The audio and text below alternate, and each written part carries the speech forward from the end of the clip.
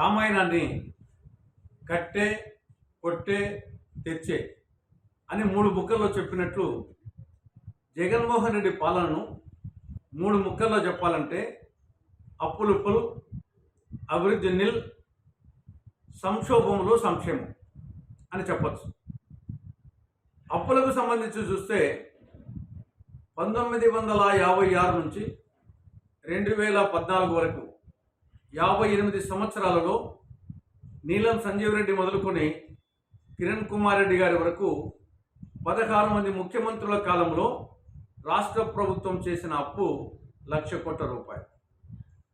2014 నుంచి 2019 వరకు 5 సంవత్సరాలలో చంద్రబాబు ప్రభుత్వం చేసిన అదనపు అప్పు 1,50,000 కోట్ల రూపాయలు.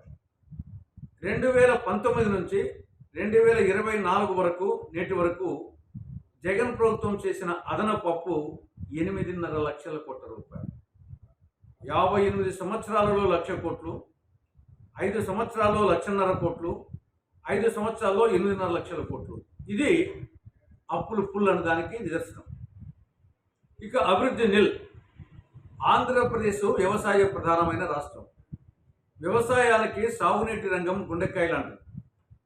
అటువంటి సాగునీటి రంగానికి, వ్యవసాయ రంగానికి బడ్జెట్ కేటాయింపులు గణనీయంగా తగ్గించిన కారణంగా రైతుల ఆత్మహత్యలు, కౌలు రైతుల ఆత్మహత్యలు పెరిగాయి. సాగునీటి ప్రాజెక్టులు ఎక్కడ వేసిన గొంగలి అక్కడైనా సన్నంగా ఉండిపోయాయి. రాష్ట్రానికి వరప్రసాద్ లాంటి బహుళార్థ సాధక ప్రాజెక్టు పోలవరం ప్రశ్నార్థకమైంది. అన్నమయ్య, పించ, గుండ్లకమ్మ, పులిచింతల గేట్లు తెగిపోతే ఆ గేట్ల మరమ్మతులకు నిధులు లేని కారణంగా అవి అట్టే ఉండిపోయినాయి. ఆఖరికి అన్నమయ్య ప్రాజెక్టే కొట్టుకొని పోయి 42 మంది చనిపోయారు. ఇక రోడ్ల పరిస్థితి చూస్తే భూలోకంలో యమలోకం చూస్తున్నారు ప్రయాణికులు. ఇక మూడవది సంక్షేమం. సంక్షోభంలో పడింది. జగన్ పాలనలో సంక్షేమం అనేది మేడిపండు చందంగా తయారైంది. అమ్మ ఒడి నాన్న బుడ్డికి చాలడం లేదు.